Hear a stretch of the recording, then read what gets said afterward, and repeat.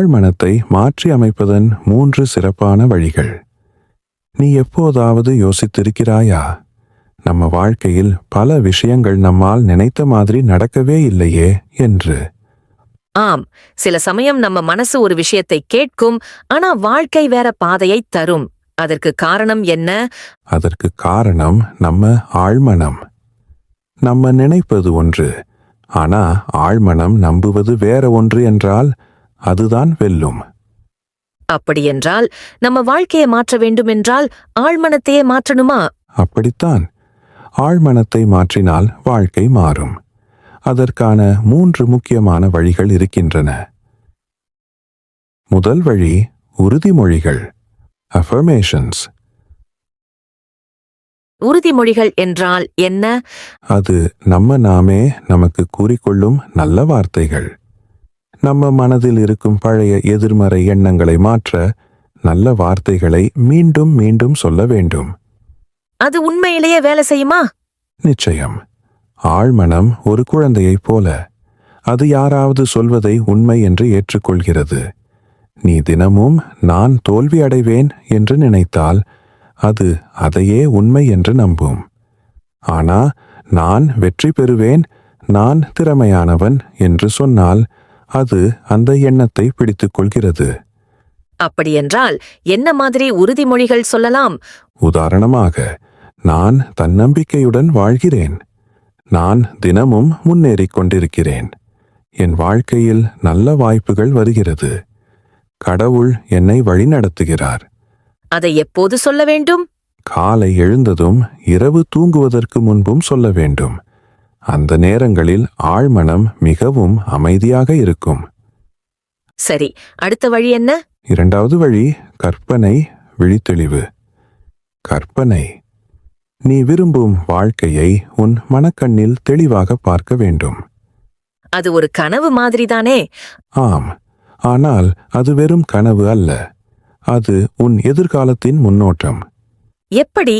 உதாரணமாக, நீ ஒரு நல்ல வேலை வேண்டும் என்று விரும்புகிறாய் என்றால் நீ அந்த வேலை செய்து கொண்டிருப்பதை மனதில் கற்பனை செய். அந்த அலுவலகம் எப்படி இருக்கும்? நீ அணியும் உடை எப்படி இருக்கும்? உன் முகத்தில் இருக்கும் மகிழ்ச்சி எப்படி இருக்கும்? அது கொஞ்சம் சுவாரஸ்யமாக இருக்கிறது. ஆழ்மனம் உண்மை மற்றும் கற்பனையிடையே வேறுபாடு பார்க்காது. நீ மீண்டும் மீண்டும் கற்பனை செய்தால் அது அந்த வாழ்க்கையை உண்மை என்று ஏற்றுக்கொள்கிறது. அப்புறம் அதற்கேற்ப உன் செயல்களையும் மாற்ற ஆரம்பிக்கும். நீ அதிக நம்பிக்கையுடன் பேசுவாய், புதிய வாய்ப்புகளை தேடுவாய், அந்த இலக்கை அடையும் வழியில் இயங்குவாய். மூன்றாவது வழி என்ன? மூன்றாவது வழி உணர்வுடன் கூடிய நம்பிக்கை, இமோஷன் பிளஸ் ஃபெய்த். உணர்வுடன் கூடிய நம்பிக்கை. வெறும் வார்த்தைகளால் மட்டும் போதாது, உணர்ச்சியும் சேர வேண்டும். எப்படி? நீ ஏற்கனவே அந்த வெற்றியை அடைந்து விட்டாய் என்று உணர வேண்டும். மனதில் மகிழ்ச்சி, நன்றி, அமைதி, இந்த உணர்ச்சிகள் இருக்க வேண்டும். அது சாத்தியமா? நிச்சயம். உதாரணமாக, நீ வீட்டுக்காக பிரார்த்தனை செய்கிறாய் என்றால், கடவுளே எனக்கு வீடுதா என்று சொல்லாமல், கடவுளே நீ தரப்போகும் வீட்டுக்காக நன்றி என்று சொல்லு. அது ஒரு பெரிய மாற்றம் போல இருக்கிறது. ஆம், அதுதான் நம்பிக்கை. நீ கேட்கிறாய் என்று அல்ல, நீ ஏற்கனவே பெற்றுவிட்டாய் என்று நம்புகிறாய். அப்போ ஆழ்மனம் என்ன செய்யும்? அது அந்த உணர்வை உண்மையாக்கும் வழிகளை தேடும். நீ நல்ல முடிவுகளை எடுப்பாய். நீ சரியான மனிதர்களை சந்திப்பாய். வாய்ப்புகள் உன்னை தேடி வரும். அப்படியென்றால் 3 வழிகளும் என்ன? மிக எளிது. நல்ல உறுதிமொழிகள், தெளிவான கற்பனை, உணர்வுடன் கூடிய நம்பிக்கை. இதை கடைபிடித்தால் வாழ்க்கை மாறுமா?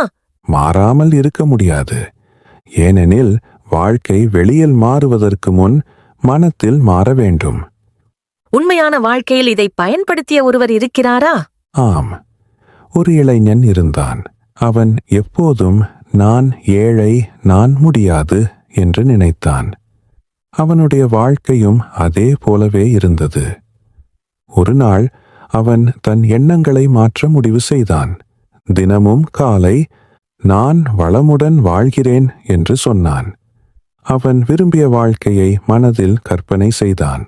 அதை அடைந்து விட்டான் என்று நன்றி கூறினான். 1 வருடம் கழித்து அவனுக்கு நல்ல வேலை கிடைத்தது. அவன் குடும்ப வாழ்க்கை மேம்பட்டது. அவன் தன்னம்பிக்கை அதிகரித்தது. அப்படியா? இது உண்மையிலேயே செயல்படுகிறது போல் இருக்கிறது. ஆமாம், ஆழ்மனம் ஒரு விதை போன்றது.